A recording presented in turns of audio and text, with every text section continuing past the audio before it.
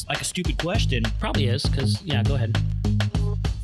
Skilled managers equals high morale, which equals all that cool stuff that you cannot pay for and you can't punish for. When you close off that feedback channel, you are not going to be able to hear the truth.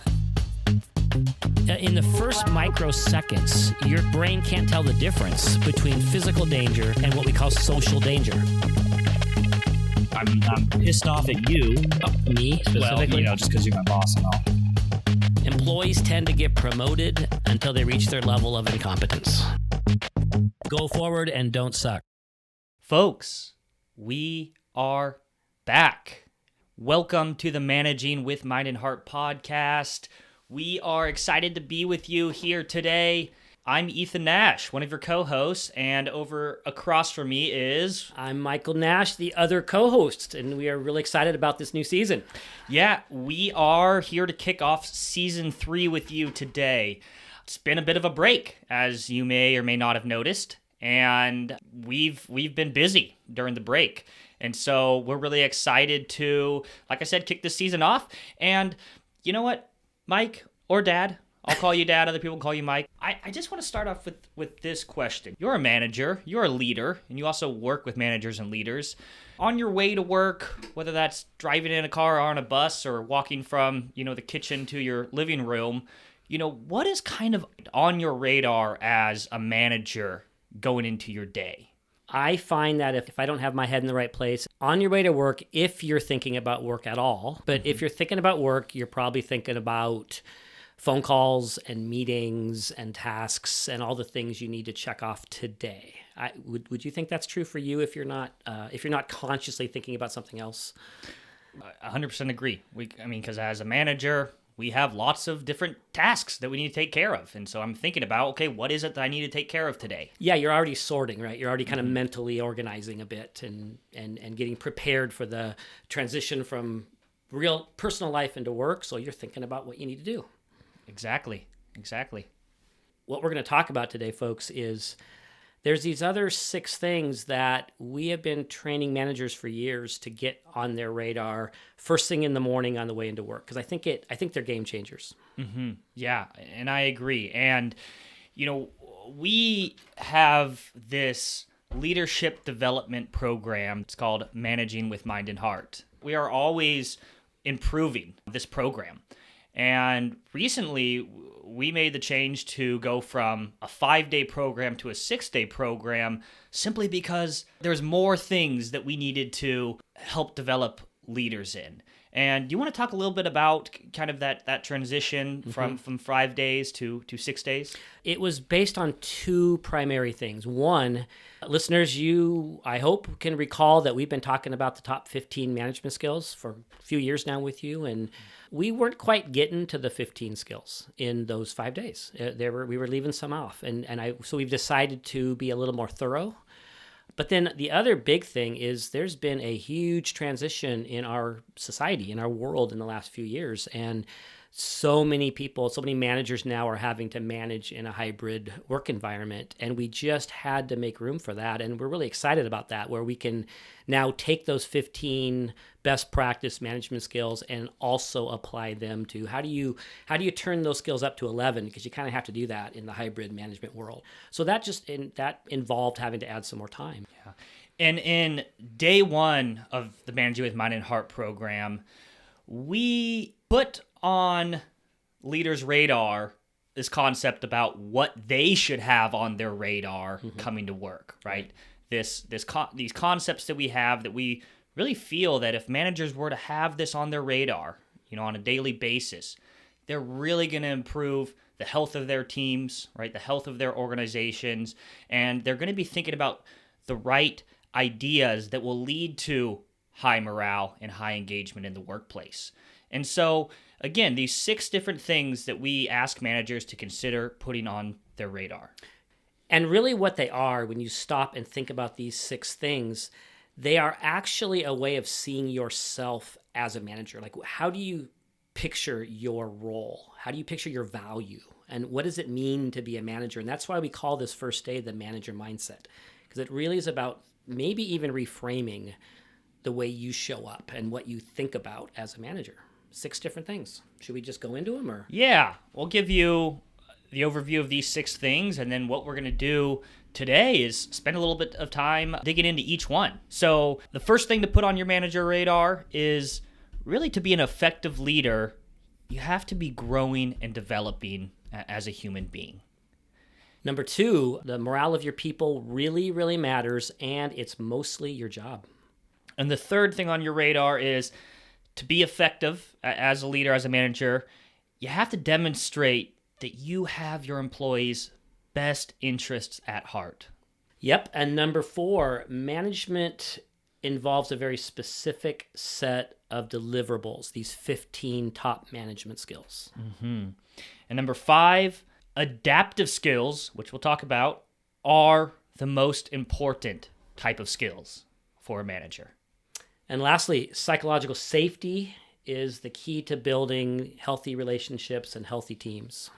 So there you have it, the 6 things to put on your manager radar, and I think that's it. We're done. That's all you need to know. Awesome. Well, nice to see you all. Thanks for tuning in. And no, just kidding. Let's get into these. And Ethan, let me ask you a question. Let's get back into our first one. The idea that to be an effective manager, you need to be growing as a human being. And the question I have for you and for our listeners to kind of process here is, what's the connection between being open to personal growth and being an effective leader?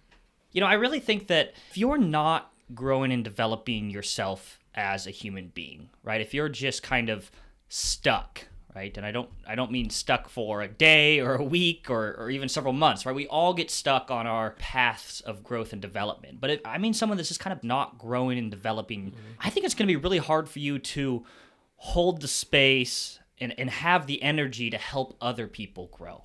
And as a leader, as a manager, your job is to help other people grow and develop themselves. If I'm being managed by somebody who is not open to personal growth, what tends to come with that is a person who's not open to feedback.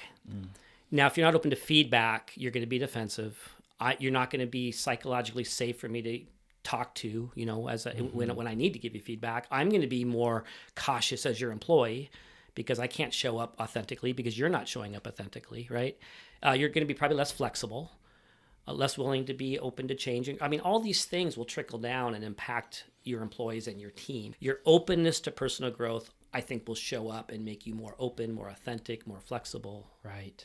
Someone that is aware that they have blind spots, right, and they have areas in which they can and should grow, is someone that's going to be more willing to show up non-defensively in the face of the feedback. Yes. Right? So I think there is a direct connection between someone that is focused on growth and development and someone that can build psychological safety on their team.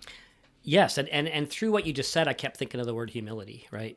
A person who has a growth mindset, by the very nature of having a growth mindset, you're going to be experimenting with various levels of humility, and that's going to show up, and that's going to make you more approachable and more easy to work with, and more. And here's another thing: I'm actually going to be more willing as a employee to bring my authentic, humble self because you're doing that too as my boss, and so it spreads to everybody on the team. So what do we mean by personal growth? I mean, we can spend a whole podcast. In fact, we have. But what are we talking about here? Personal growth.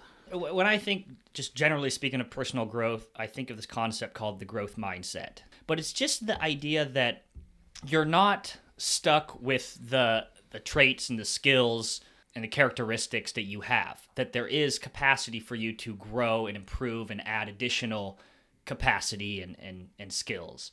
It's also being able to look at a failure of yours and being able to, have enough self-compassion to say, you know what, we all make mistakes, and then working out a plan to improve so that failure doesn't happen again, or at least as often, right? So that's generally how I think about growth and development. Being open to the fact that you can improve, and really our brains aren't done growing and developing late into life.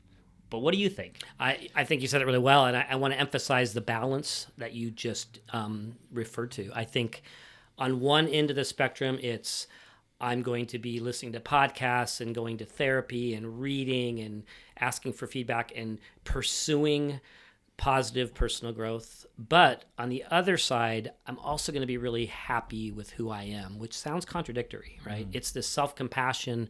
I'm enough. I think if you overemphasize, I have to change, it becomes maybe shame-based, and it becomes striving, and it kind of blocks us from actual growth.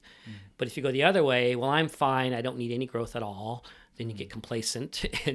And so there's this really interesting balance where you take a desire for growth and you take self-compassion and you put those together. Absolutely. And, I did a podcast just about the growth mindset and self-compassion, and I encourage you to check it out. And one fine point with that is that there is the misconception that, practicing self-compassion would be complacency. Yes. But that's actually the opposite of self-compassion. Like you alluded to, self-compassion is not just, well, I'm okay, everything is all right. I mean, that is true, right? But you need to practice the art of being kind to yourself as you would a friend, and then working out a plan of how you will move forward with that, right? That's a component of the self-compassion piece. And so, yeah. My favorite quote, one of my favorite quotes, Carl Rogers, he said, "The curious paradox is that when I accept myself just as I am, then I can change." I love that. And again, I just want to bring us back to the idea of, developing a growth mindset and being open to growth and development will help you improve, but it does also help your team improve. Yep. In fact, there's really interesting research by Dr. Hahn and Dr. Stia at Boise State University, which is actually where I did my master's degree. So I had both of these two folks as professors, and they did this research on growth mindset in developing other people. And they find that those managers, surprise, surprise, that practice a growth mindset tend to have higher performing teams and tend to help their people improve, right? And I think that just kind of puts a bow on everything we're saying with some actual research. So I'll link to that article in the show notes. Anything else you want to say about this first thing on the manager's radar, right? To be an effective leader, you have to be growing and developing. No, I think we've covered it. And just, obviously as we dig into our workshop, day one specifically, we dive into each of these 6 things. And as you've referred to, Ethan, we have other podcasts that have touched on, I think, everything we're going to talk about today. But yeah, that's great. Let's talk about our second thing we want to get on managers' radar every day. So the first thing, again, to be an effective manager, I need to be growing as a human being. Number 2, the morale of my team, of my employees, really matters. And it's mostly my job. I think that our listeners are probably familiar with this concept. We've talked about it many times, but I mean, if you can bear with me, Ethan, the age-old question we've asked many times even here, what happens in an organization when you get low morale?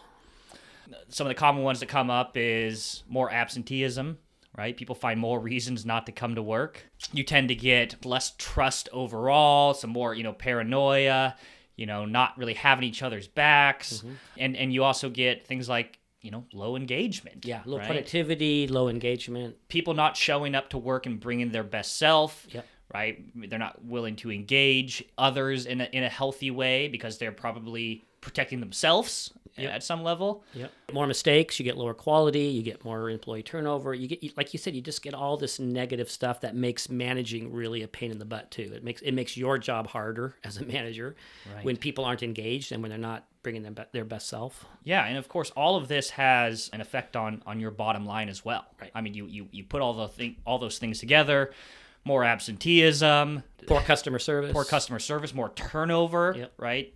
They estimate that the cost of turnover per person is 150 to 200% of their annual salary is the cost of having a turnover. And, less innovation, less creativity, all these things affect your bottom line. And they also affect the physical health of your employees, right? And so morale is a really big deal. Right. Morale really matters. And you also said that it is mostly your job as a manager to build a high morale team and a high morale workplace. When you say mostly, what do you mean?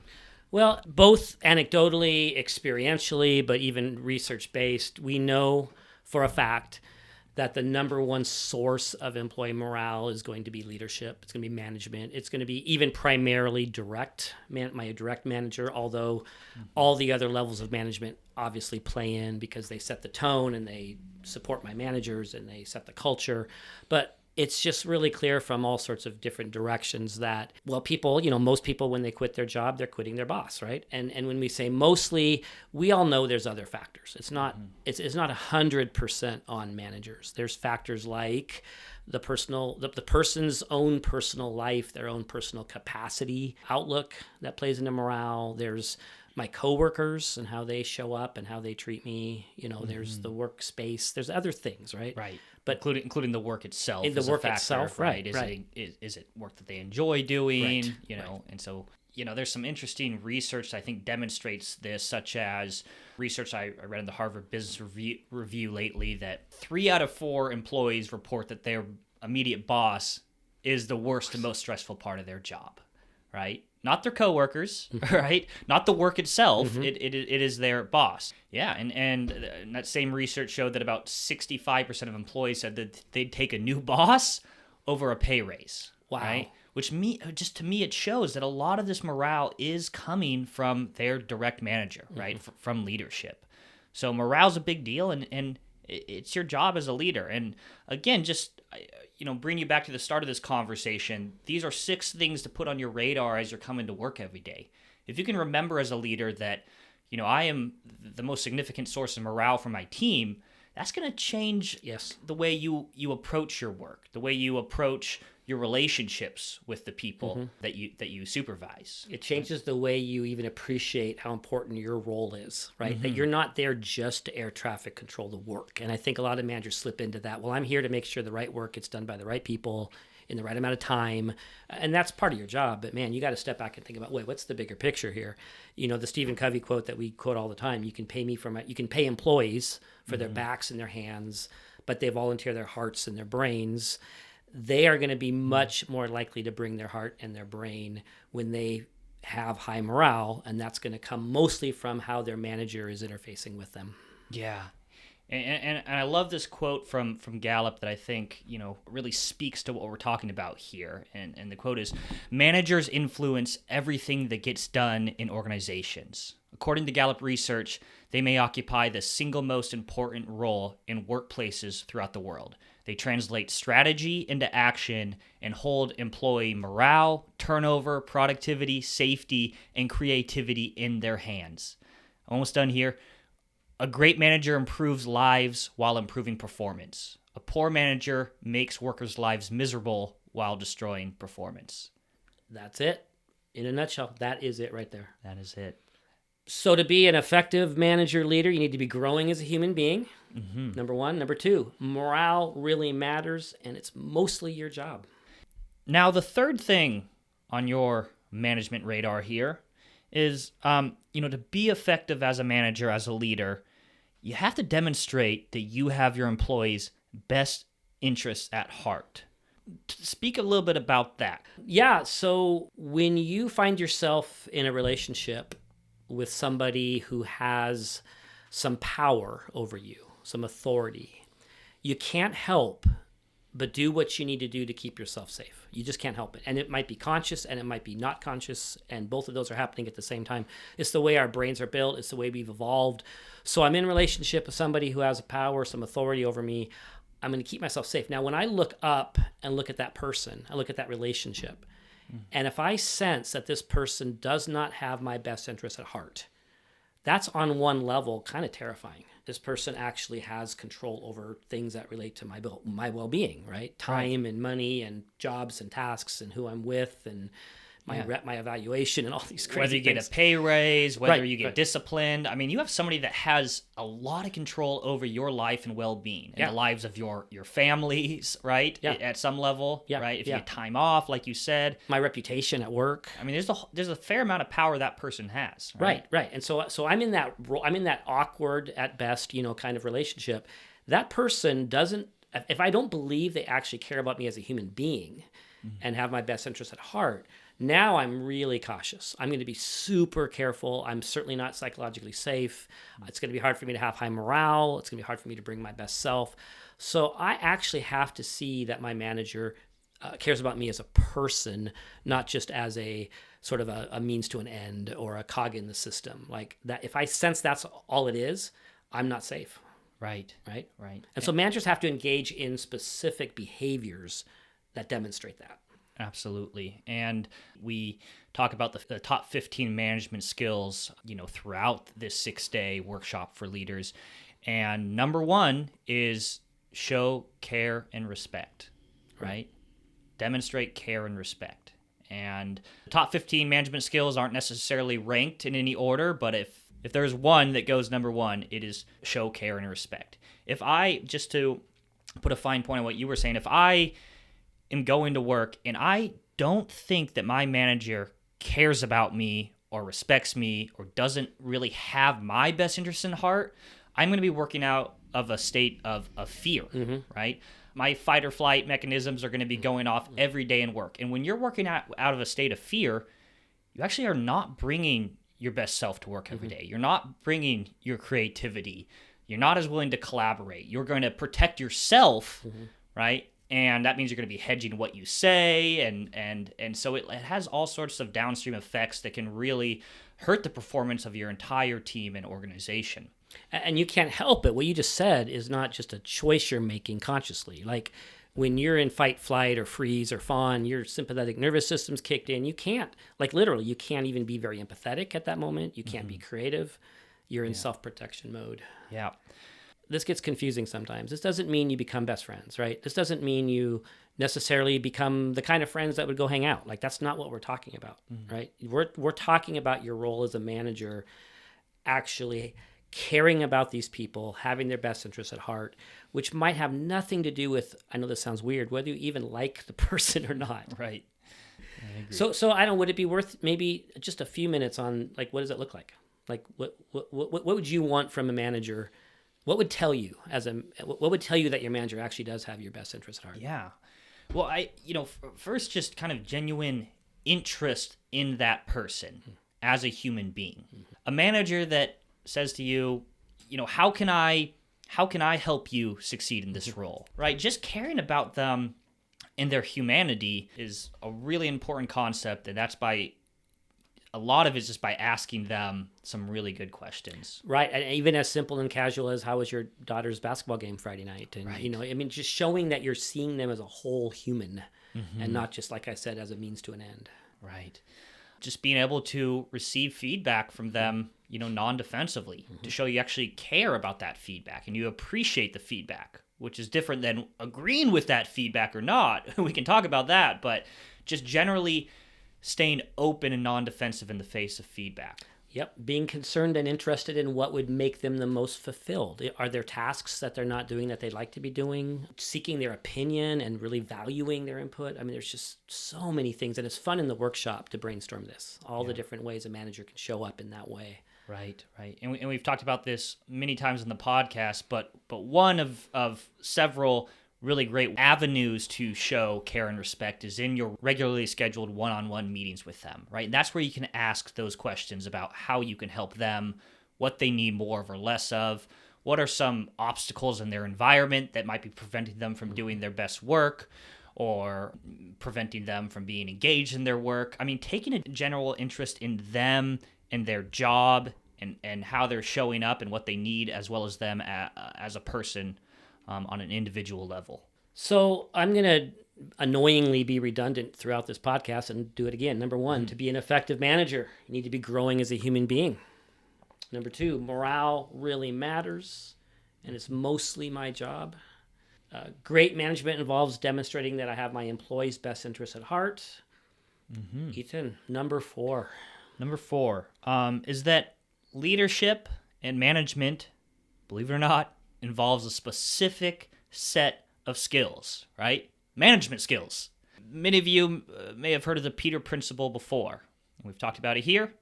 But the Peter Principle is essentially a snarky way of saying people tend to get promoted until they reach their level of incompetence, which is like okay, you are a really good server, so now I'm going to promote you to be the manager of all the servers, because the exact same skills that made you a great server are the same skills that are going to make you a great manager of servers, right? No.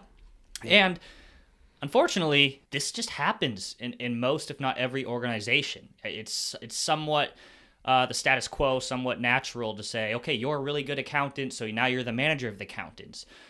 But what happens is organizations sometimes fail to see that they need skills that are different from accounting that are going to contribute to being able to manage a healthy team, to build morale, to build engagement. And so that's why there's a specific set of management skills in which we've broken them down into the top 15 management skills. Yeah, it's this welcome to management good luck thing. And it happens, like you said, all the time, and it's dangerous because, of course, the higher you go in an organization, the more people you impact, the more people's morale you impact, and when you get low morale, et cetera, right? So it's so important that organizations engage in really robust onboarding, management training, preparing managers to manage well. Because, bottom line, and I say this in class often, the existence of managers does not create high morale, right? It's skilled managers that creates high morale.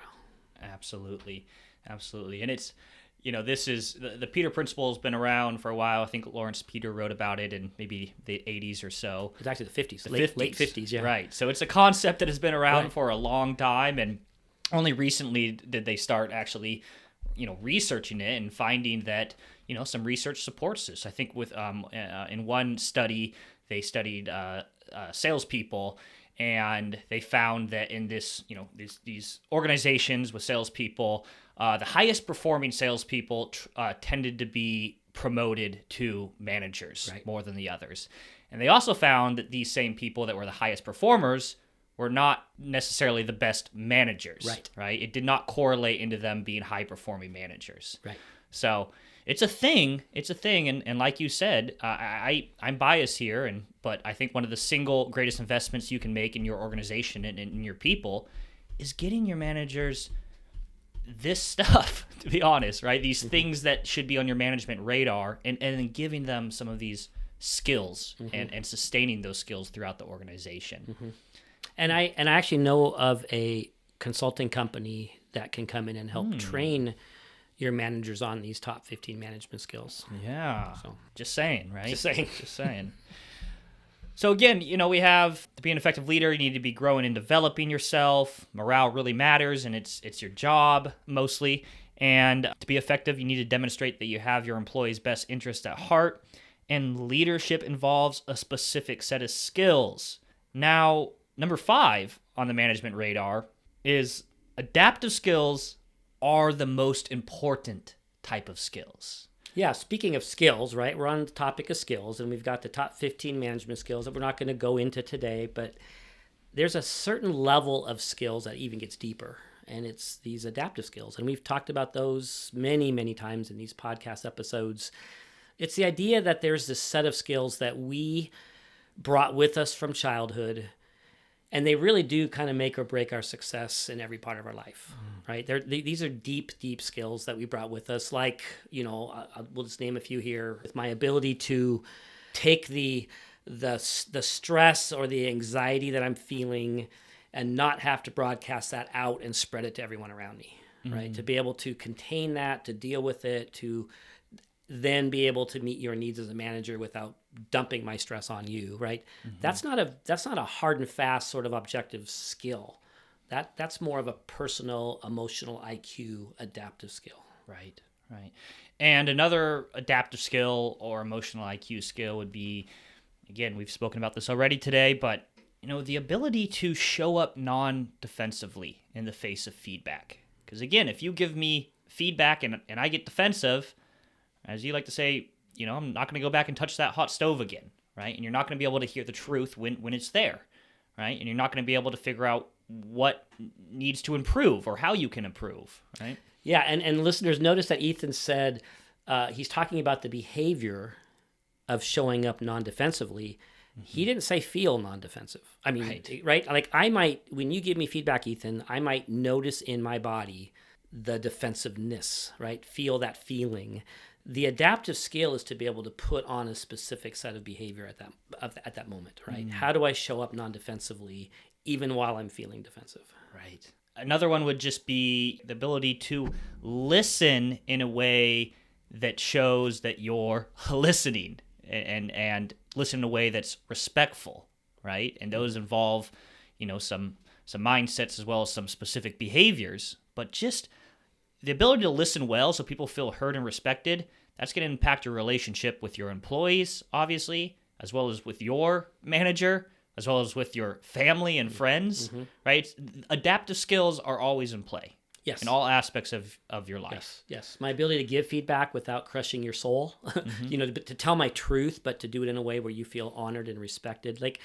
And here's the bottom line, we won't do this here today, but in our workshops, we talk about how to grow those adaptive skills. So this actually cycles right back to our first point today, which is to be an effective manager, I need to be growing as a human being, right? Adaptive skills are in flux. They're not set in stone, right? That's the point. And so just because we brought this level of adaptive skill with us from childhood, we're not stuck. Right. And there's actually a path to growing. And we talk through that in the workshops because a manager needs to be able to be developing these skills. Right. And to bring you back to management radar number 1, right? To be an effective leader, you need to be growing and developing. And yes, it's in your management skills, but it's these skills right here that you should be having an eye on, growing and developing, right? The ability to show up, open to ideas, right? Practicing curiosity. I would say even practicing self-compassion is an adaptive skill, right? And these are going to have outsized effects on the morale and engagement of your team if you can practice these skills. Because if you can see all of these skills, if you're practicing them well, or at least working on growing and developing them, those are also going to contribute into the feeling that you have your employees' best interest at heart. Right? Receiving feedback non-defensively, listening well, giving feedback in a way that gets through but doesn't crush their souls, right? All of these are going to affect your morale and engagement on your team. Yeah, as you say that, it kind of occurs to me again that these 6 things we're asking you to put on your radar, managers, they all interrelate. It's all of one cloth. Yeah. I just had this other thought, Ethan, that the adaptive skills for a manager, we'll just pick on one that you just talked about, or a couple of them. Listening so the person actually feels heard, or receiving feedback non-defensively. What's interesting, when I go in and look at managers' evaluations and how managers are actually being evaluated each year, it is actually not uncommon to not find any adaptive skills in evaluations, like managers not even being evaluated or being coached or being even told that it's actually part of your job as a manager to, for example, know how to take feedback non-defensively. So what you measure, you get more of, right? And so I just think it's important that organizations think in terms of all these different levels of skills when they're doing employee development, management training, and evaluation. Totally agree. Anything more you want to say on this one, the adaptive skills piece? So many more things, but no, not today. All right. Well, why don't you talk about the last one, right? The 6th thing to have on your manager radar on your way to work every day. The term psychological safety is floating out there a lot right now in the world of management development, and I'm really glad about that. It's really, really important. So number 6 is psychological safety is the key to building healthy relationships with employees. Yeah, so psychological safety. And, I'll highlight this piece here by a really interesting study they did at Google. And so, at Google, over about the course of 2 years, they conducted, 200 plus interviews with Googlers, as they like to call them over there. 200 different Google teams, basically to answer the question, what sets successful teams apart from other teams at Google? And they found the number one thing that set successful teams apart was psychological safety, right? Can we take risks on this team without feeling insecure or embarrassed, right? Are there general positive emotions like trust, curiosity? So psychological safety is a huge indicator of the performance of your team. So let's define it. Amy Edmondson coined the term, and she says, psychological safety is the belief that while in a particular group of people, you have the freedom to speak out, make mistakes, disagree, and be authentic without fear of being rejected, embarrassed, or punished. Yeah. Key word in there, well, the two keywords are safety and fear. But we're talking about the opposite of fear, right? It's a kind of a this or that, right? You're either safe or you're in fear. Right. And we're obviously wanting to move our teams, our relationships to a place where we're safe, because when I'm safe, I can let down my guard. As you said, I can be creative. I can risk.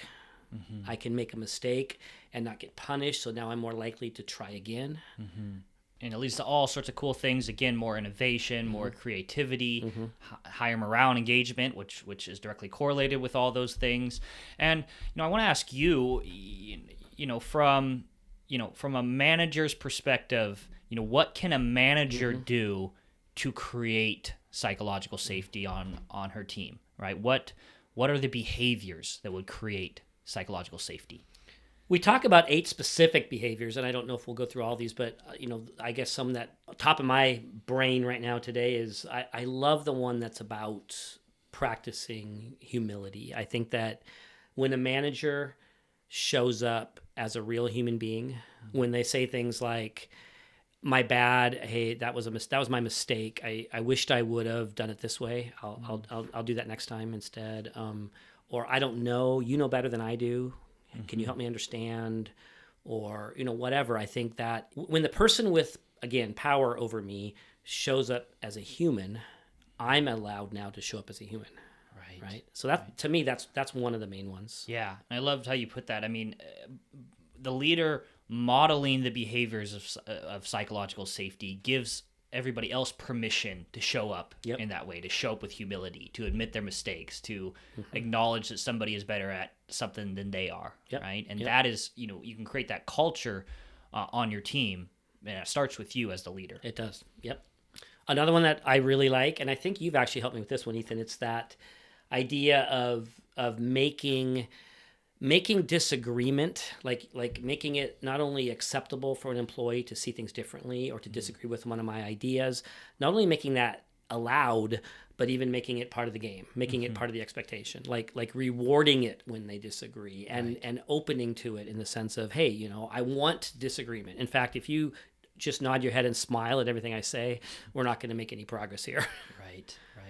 Yeah, I mean, I've worked with some leaders on just, in team meetings or something, when somebody disagrees with the leader, to actually call that out, like you're saying, to say, hey, right there, that's exactly what we want on this team, right? I appreciate you, speaking up and speaking your mind, right? And that's a reward, and they're going to repeat behaviors they get rewarded for, At some level, you may not like people disagreeing with you, right? But you absolutely want to come to great decisions and great outcomes. And the best way to do that is by people that are feeling free to speak up, to challenge, right? Do you want to go a few more? Or? Since we were talking about meetings, during your team meetings is one of the best places to build a culture of psychological safety, I think, right? There's some simple things such as just not interrupting people when they're talking, right? Being interrupted tends to put people on the defense or makes them feel unsafe. There's things like asking other people's opinions before you state yours, giving them freedom to come up with some ideas before you insert a thought into their head, right? Right. Yeah. Asking for feedback and then taking it non-defensively. And that's an art, I got to say, not just the non-defensive part, but the asking. Finding those opportunities and not say, stuff like, I'm doing okay as a manager, aren't I? But instead say, hey, I really want to grow as a manager. Specifically, I'd like to improve the way I run meetings. What am I doing well? What am I not doing well? What would you do differently if you were running meetings? I mean, that kind of really inquiring sincerely and then taking in their feedback, that builds a lot of psychological safety. Yeah. And I would say also, delegating decisions or projects or tasks to people, Trusting them. and sometimes with the premise of, hey, you know what, you're really good at this, or even, you know what, you're better at this than me, so I'm going to delegate this project to you. I mean, that shows, again, humility, and shows that you trust that person, and you see in that person positive characteristics and talents. Yep. Being appreciative, noticing the good, catching people doing it right, being the kind of manager who notices those things privately and publicly and rewards those behaviors. Yeah. And going back to, showing care and respect, right? That's going to build psychological safety, taking interest into them as a human and not just as quote unquote an employee or something. That's like the first thing, right? I mean, if I had to make a list in priority, I would absolutely start, if my manager cares about me, I can actually put up with a few other things that maybe aren't going so well between me and her or me and him, right? And the last thing I'll say, and this is a whole nother topic for another day, but just being fair and being equitable, right? The perception of unfairness is going to lead to a lack of psychological safety. Yep. Because people are not going to feel safe in that workplace, right? Amen. Just to kind of reiterate these 6 things to put on your radar as a manager, as a leader, as you're going to work every day, right? You're going to work. Yeah, you need to be thinking about the tasks and everything you need to accomplish that day. But if you can put these 6 things on your radar, it's going to go a long ways into building engagement and morale and having a high-performing team. And we've seen it over and over again. So the first one is, to be an effective leader, you have to be growing and developing yourself as a human being, right? Working on your blind spots and working on uncovering those. Number 2, morale of your people and your team really matters, and it's mostly your job.